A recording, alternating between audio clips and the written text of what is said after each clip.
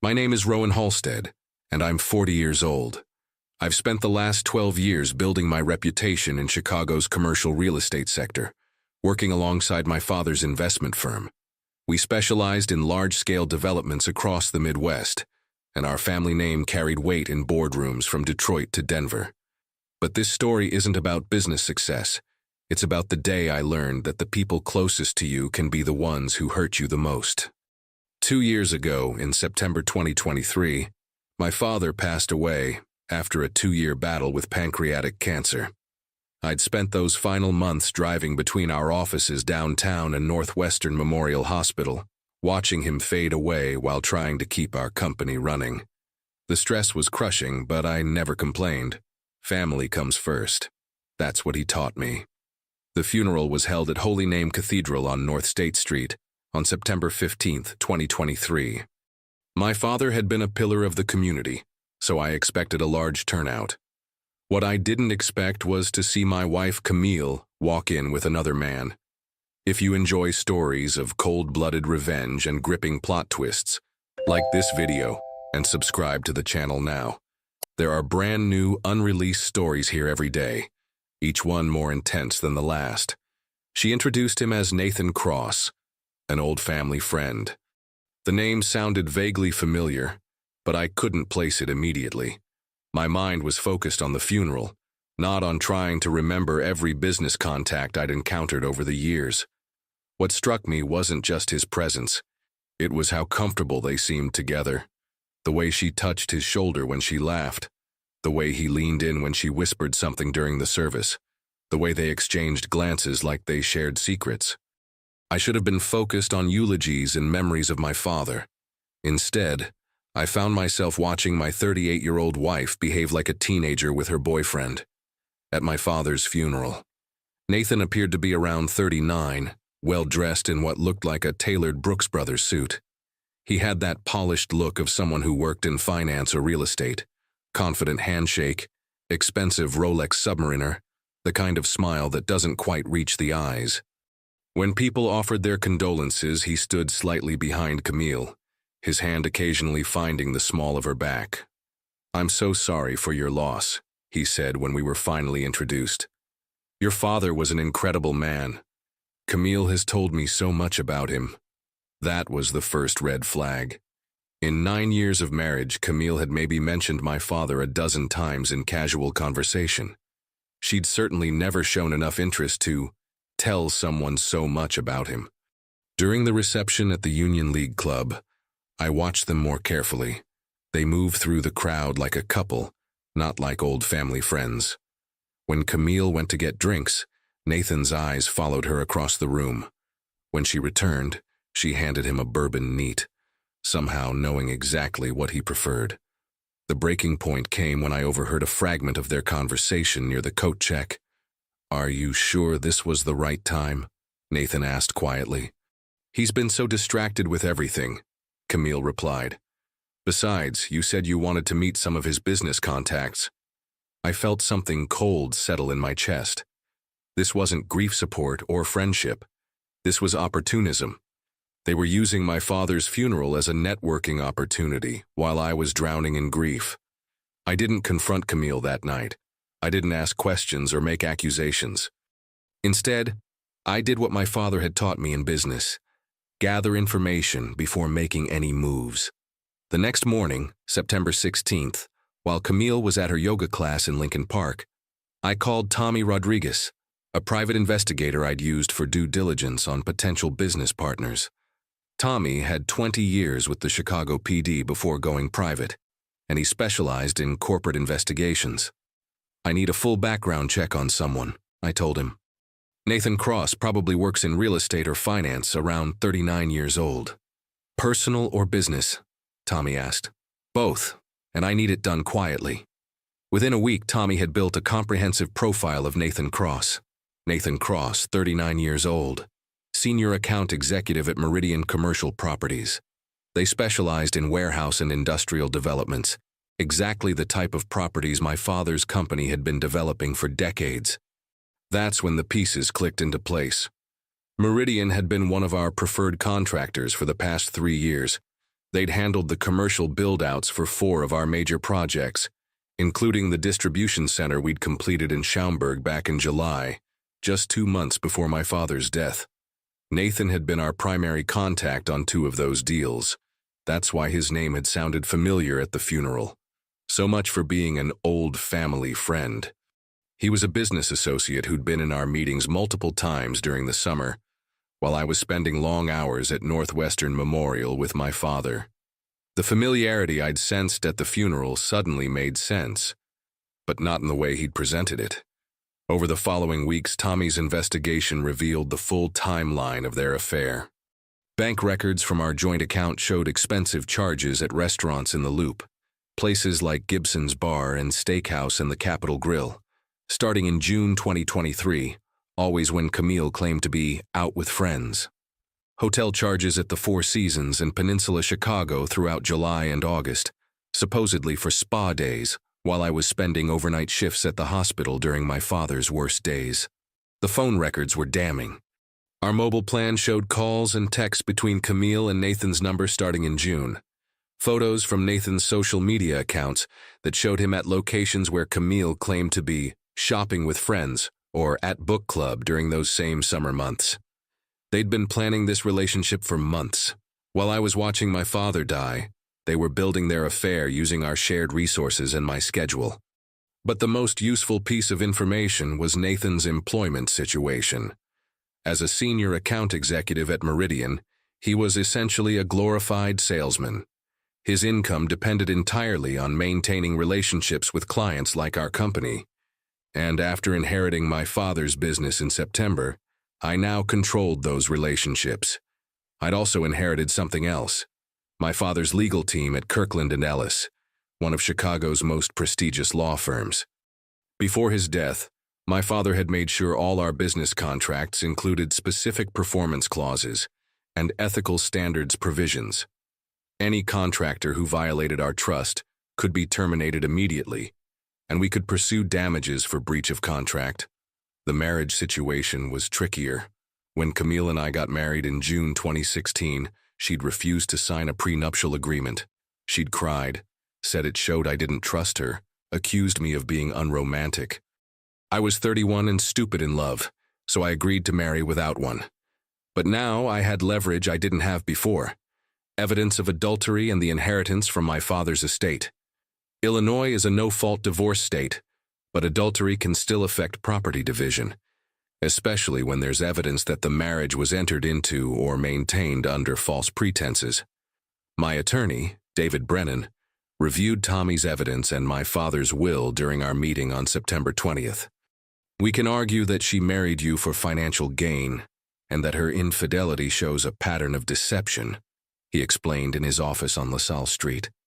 More importantly, we can draft a post-nuptial agreement that protects your inherited assets. Can we do that without her knowing? We can prepare everything in advance. The key is presenting it as part of estate planning after your father's death. Make it seem routine, like updating insurance beneficiaries. While my legal team worked on protecting my assets, I began my professional response to Nathan's betrayal. I started with Meridian's current contracts. We had 2 active projects with them: a manufacturing facility in Aurora and a logistics center in Joliet. Both contracts included 60-day termination clauses for convenience. I called their CEO, Patricia Mills, and scheduled a meeting for September 25th. We're restructuring our contractor relationships after my father's passing, I explained. I want to bring everything in-house with our preferred partners. Patricia understood. In commercial real estate, relationships change when ownership changes. It happened all the time. The termination notices went out on September 30th. Clean, professional, citing strategic realignment. No mention of Nathan specifically, but everyone at Meridian would know which account executive had just lost the company their biggest client. The Halstead name carries weight in Chicago's commercial real estate market. My father spent 30 years building relationships with developers, city planners, and construction companies throughout Illinois, Wisconsin, and Indiana. When word got out in early October that we'd terminated our contract with Meridian, people started asking questions. I didn't have to say anything negative about Nathan. I just had to be strategic about what I did say. We're focusing on partners who share our family values, I told Robert Kane, CEO of Midwest Development Group, during lunch at the Chicago Athletic Association on October 8th. Especially integrity and discretion during difficult times. Robert had attended my father's funeral. He'd seen Nathan there with Camille. He understood exactly what I meant without me having to spell it out. Within 2 weeks, Nathan's world began collapsing. Meridian lost 3 major contracts as developers decided to explore other options. Nathan's commission-based salary evaporated overnight. In commercial real estate, reputation is everything, and the Halstead family's subtle disapproval was like a scarlet letter. Meanwhile, I presented Camille with the post-nuptial agreement on October 15th. I chose a Wednesday evening, after we'd shared a bottle of wine with dinner. Something that had become routine since my father's death, as we both dealt with the stress differently. My attorney says we need to update our estate planning after Dad's death, I said, sliding the documents across our kitchen table. Insurance beneficiaries, tax structures, business succession planning, the usual complex stuff that comes with inheriting a company. Camille reviewed the papers carefully. She'd always been thorough with financial documents, which made David's presentation crucial. The language made everything sound like standard estate planning, protecting assets for tax optimization and ensuring proper business succession. The adultery clauses were buried deep in subsection 12.3b, described as provisions for material breach of fiduciary marital duties affecting business interests. This is all very detailed, she said, flipping through the pages. But if it protects the business Dad built, then it makes sense. She signed where David had marked with yellow sticky notes, trusting that the legal complexity was just due to the size of the inheritance. She'd just signed away any claim to my inherited assets and agreed to a clause that voided her rights to spousal support in cases of proven adultery. But the documents had been presented as routine financial planning, not the trap they actually were. By early November, Nathan was desperate. He'd been let go from Meridian on October 31st after losing the company millions in revenue. He tried reaching out to other firms, but word travels fast in commercial real estate. Nobody wanted to hire someone who'd lost the Halstead account.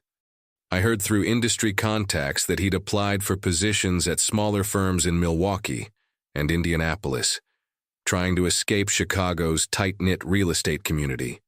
But my father's business relationships extended throughout the Midwest. A few phone calls to old family friends, and Nathan found himself blacklisted wherever he went. The funny thing about desperate people is how they make increasingly poor decisions. Nathan started calling me directly in mid-November, leaving voicemails that grew more frantic each time. Rowan, this is Nathan Cross. I think there's been some misunderstanding about our business relationship. I'd love to sit down and discuss how we can move forward. Then, look, I know you're upset about something, but this is affecting my livelihood. Can we please talk like adults? Finally, this is harassment, and I'm going to contact my attorney if you don't stop interfering with my career. I never returned his calls. I didn't need to. The market was doing my work for me. Camille, meanwhile, was getting suspicious about Nathan's sudden unemployment. She'd grown accustomed to expensive dinners and weekend trips to Wisconsin Dells. When those stopped in November, she started asking questions. Nathan seems stressed lately, she mentioned one evening in early December, fishing for information. Work troubles, I think. The economy's been tough lately, I replied, not looking up from my newspaper. A lot of companies cutting back for the holidays. What she didn't know was that I'd been documenting everything. Tommy had helped me access our joint phone records, which showed the pattern of calls and texts between Camille and Nathan. I had records of every expense, every suspicious charge, every location since then. Her affair was mapped out in digital detail, ready for court proceedings. The breaking point came on December 18th. Nathan, apparently desperate enough to take risks, showed up at our house in Lake Forest on a Saturday afternoon. Camille wasn't expecting him. She was supposed to be at her sister's holiday party in Evanston. I answered the door. "Can I help you?" "We need to talk," Nathan said. He looked terrible. Unshaven, wearing a wrinkled shirt, the expensive Rolex gone from his wrist. "You're destroying my life over nothing." "I'm sorry. Do we know each other?" I asked calmly. "Cut the crap, Rowan. I know you're behind what's happening to me. The contract cancellations, the blacklisting, all of it." "I think you're confused," I said. "I don't control other companies' business decisions. Your wife and I— Look, it wasn't supposed to happen like this. But you can't punish me professionally for personal issues." There it was, the admission I'd been waiting for, captured by our doorbell camera. "Nathan," I said, stepping closer to the doorway, "I want you to listen very carefully. You came to my father's funeral with my wife. You used my family's grief as an opportunity to network and advance your relationship with a married woman. You took advantage of the most difficult period of my life to betray the trust of someone who'd done business with you honestly for years." His face went pale. "I haven't destroyed your career," I continued. "I've simply exercised my right to choose who I do business with. And I've shared my experiences with other business leaders who value integrity. The consequences you're facing are entirely self-inflicted." I closed the door and called David Brennan. It was time to file for divorce. The divorce papers were served to Camille on January 8, 2024, at her yoga studio in Lincoln Park. I wasn't there to see her reaction, but her attorney called David within hours, demanding an emergency meeting. "Mrs. Halstead is willing to discuss terms," her lawyer said during a conference call on January 10th. "She's prepared to be reasonable about asset division." "There's nothing to discuss," David replied. "The post-nuptial agreement she signed in October clearly outlines the division of assets. Given the documented adultery, she's entitled to nothing from the marital estate beyond her personal belongings." That's when Camille started calling me directly. First, apologetic voicemails in mid-January. "Rowan, I made a terrible mistake. We need to talk about this like adults. I never meant for things to go this far." Then angry ones by late January. "You can't just throw away 9 years of marriage over one mistake. I deserve better than this. I helped build your success too." Finally, desperate ones in early February. "Please, Rowan, I'll end things with Nathan. We can go to counseling. I don't have anywhere else to go." I didn't return any of her calls. My attorney handled all communication through proper legal channels. The irony was that Nathan had already ended things with her right after Christmas. When he realized I had evidence of their affair, and that she'd unknowingly signed away her rights to my money, he disappeared faster than snow in July. Apparently, a broke account executive wasn't interested in supporting an unemployed ex-wife with no assets.